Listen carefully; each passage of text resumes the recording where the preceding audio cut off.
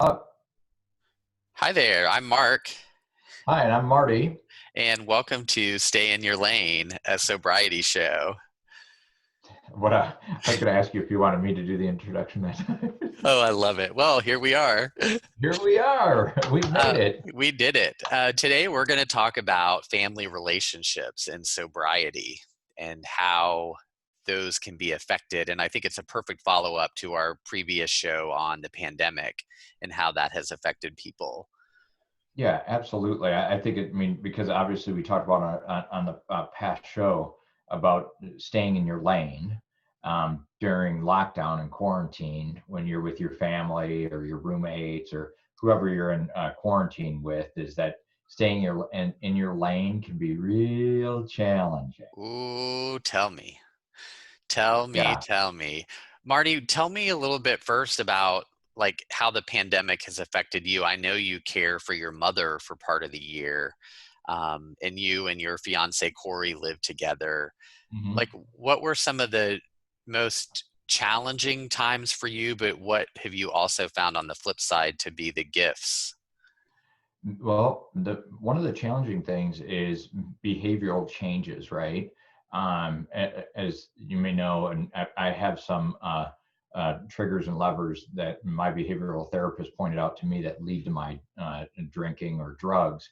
And part of that is OCD behavior, where I try to control my inner feelings with things on the outside, making sure that nothing's put on the kitchen counter, shoes are taken off before you come in the house, things are always put away.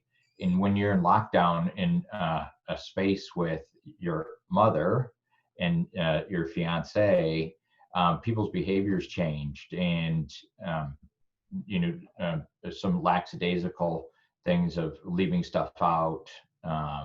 It started to get under my skin, and once again, we're driving my OCD responses, where I then buckled down and started to amp up my uh, uh, triggers to these things, where I would amp up putting people's stuff away for them, and But then start getting a little bit angry or resentment because you had to do it. right. And I Yeah. wasn't communicating, right? I wasn't addressing what was bothering me right on the surface until it got to a point of explosion. It's like a pressure cooker, right? It's under pressure, and then all of a sudden, when you're done cooking it, so yeah, so and those things, but I didn't let them lead me back to the path of drinking because of the work that I've invested in myself, and I knew that I couldn't let it get to that point, because that was, you know, my idea of um, my reward system to escape it before was alcohol and drugs, right? Right. But now my path is communication, discussion. And like I visited my therapist during this, and his thing was, hey, you need to have a weekly meeting with your fiance to openly talk about three topics, each of you, no more, no less, right? You have three topics that you talk about of things while you're in quarantine that are, you know, that are bothering you, and come up with, a plan together to overcome them together, not individually, but get the person's buy-in. So it really worked. And once again, I'm an advocate of reach out to any source that you need to find help through a situation. you Oh, know yeah. Well, and I think you just hit for me, and this is one of the most challenging things that I struggle with is authentic, genuine, real, raw conversation.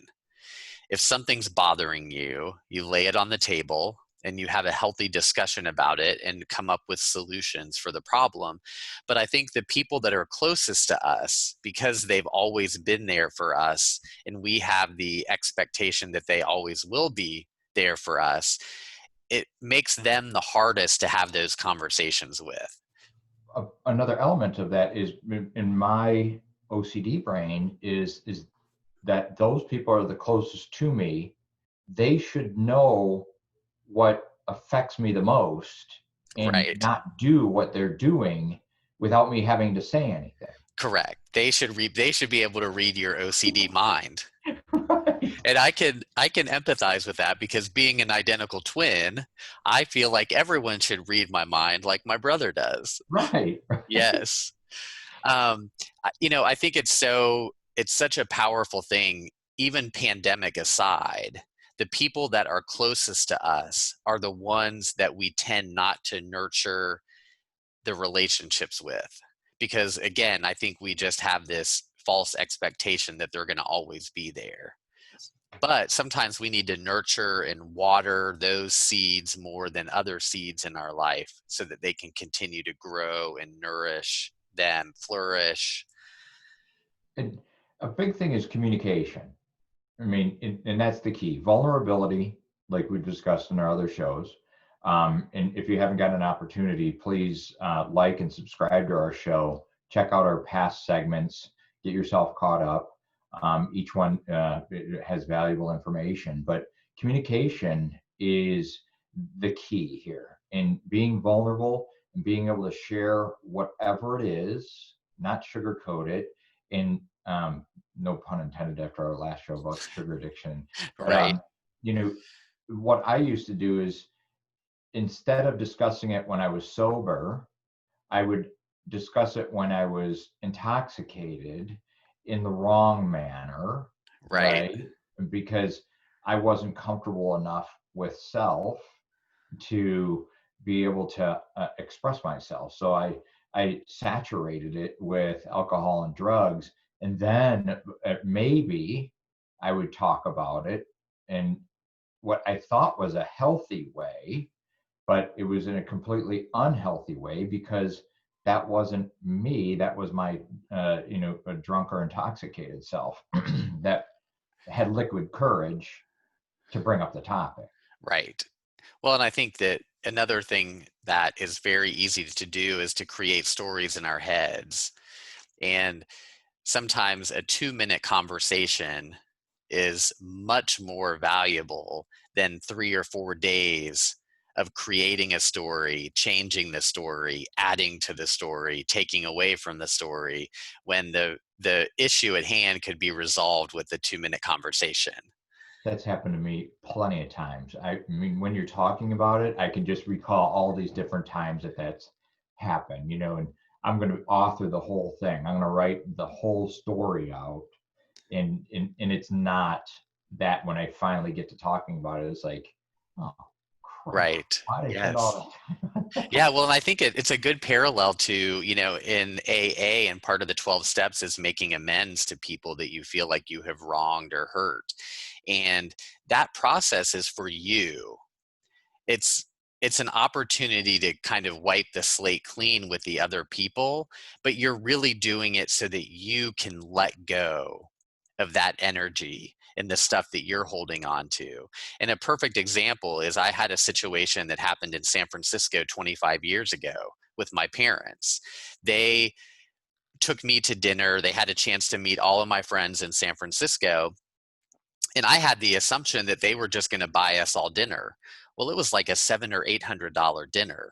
And my parents were floored afterwards. So I've held on to that for 25 years. And just this past summer, I was able to make amends with them. They didn't even remember it. So right there, I saw the magic. It was something that I've carried and felt guilty about for 25 years. And I could have simply apologized, offered to pay them back at that moment. But those are the little things that start building up in our conscious. It's And it's so true. powerful to let those things go.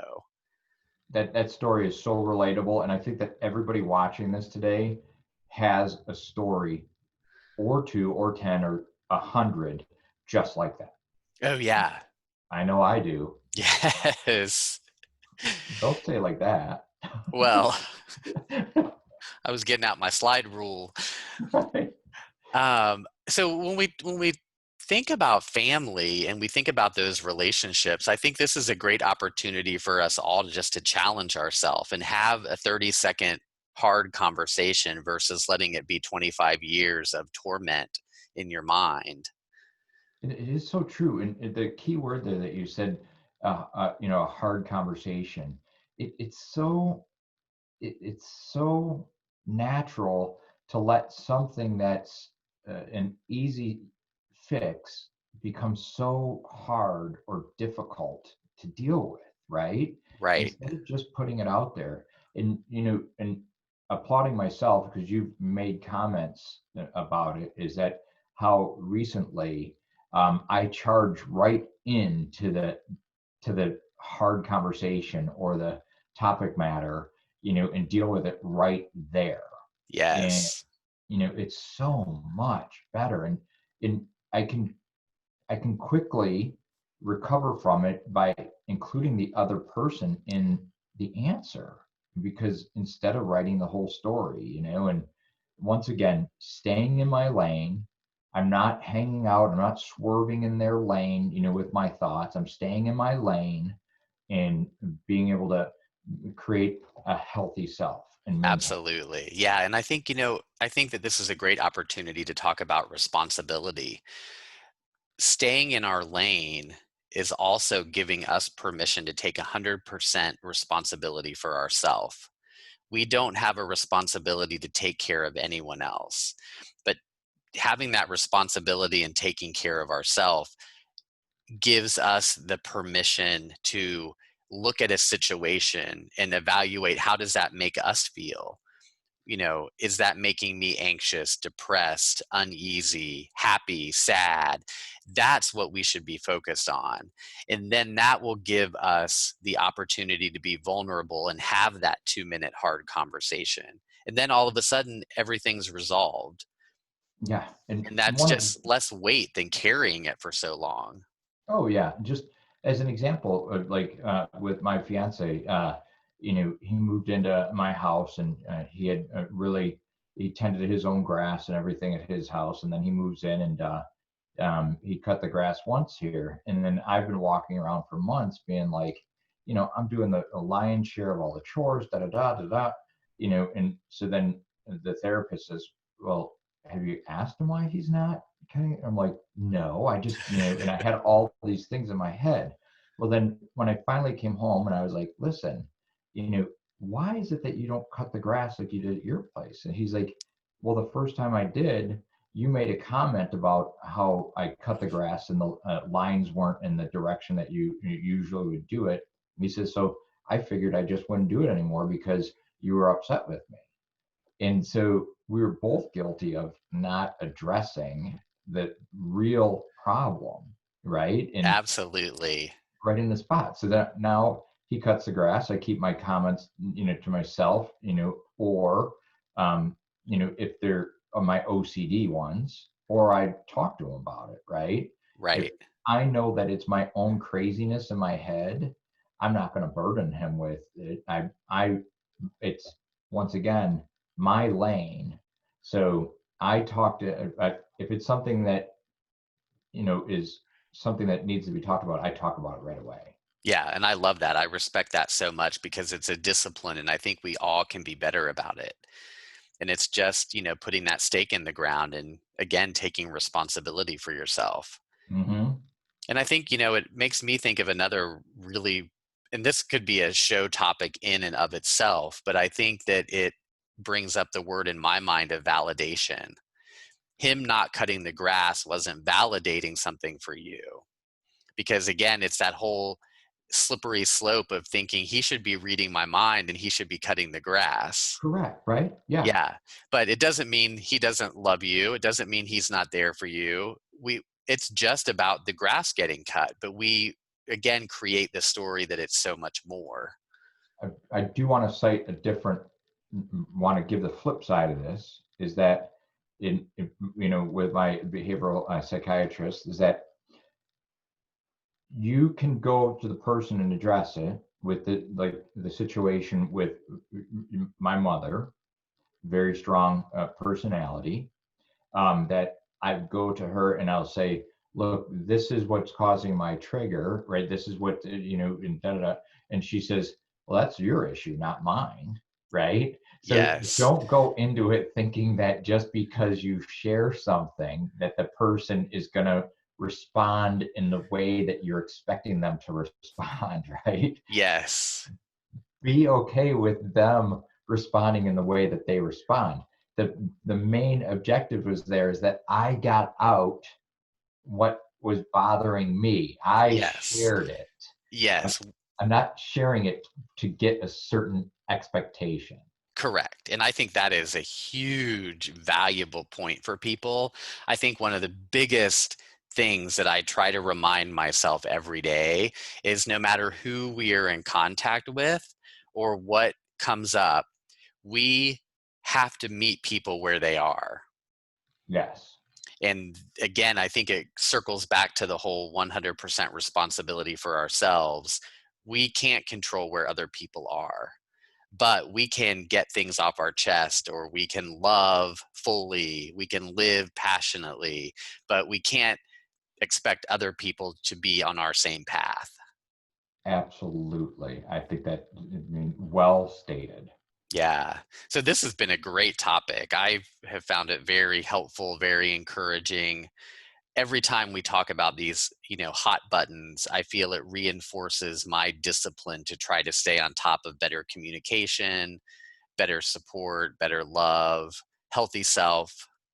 And what I really like about this is that our our topics are real world stuff, right? We're not forcing you to say that this is what you have to do. We're just giving you different avenues that work for us, things that you may want to try. Your journey with the ones that are around you are going to be yours. All we can do is invite you to continue to watch our show and get little helpful pointers. And it's not just about being sober, but about living the best life possible for yourself. You, Absolutely. you owe it to you.